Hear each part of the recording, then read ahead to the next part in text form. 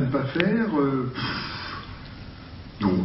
Non, parce qu'après tout, je vous demande ça parce que et nous n'aurons pas le temps de l'aborder plus, mais on se dit qu'un festival est, comme disait Truffaut du cinéma, un train qui roule dans la nuit, à toute vapeur. Bon. Est-ce que ça va si tout seul que ça, hein, si j'ose dire? Et est-ce qu'il y a des moments très fragile, où il y a une taille critique? Par exemple, on sait que Cannes, d'après ce qu'on a vu cette année, que vous réfléchissez depuis même quelques temps à la question des travaux. Ça a l'air d'être une question très complexe, d'abord sur les questions économiques, coûteuses, bon, et puis très complexe à régler parce qu'il faut que tout soit prêt, il faut faire ça en un laps de temps pour pouvoir faire un festival l'année d'après.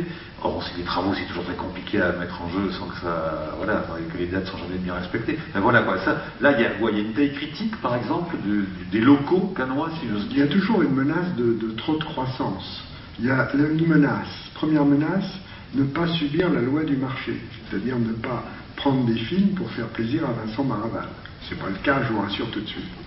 Deuxièmement, il y a en effet le fait de trop grandir, parce que après, Cannes est une ville de 60 000 habitants, elle a les rues qu'elle a, les restaurants qu'elle a, il ne faut pas que ça devienne désagréable de venir et de travailler s'il y a trop de monde et si on ne peut même plus circuler. Non, le conseil que je donnerais à Giorgio, mais il n'a pas besoin de moi pour ça, c'est de continuer la modestie. Parce que je me rappelle par exemple une année où nous avons eu le nouveau palais à Cannes, en 1983.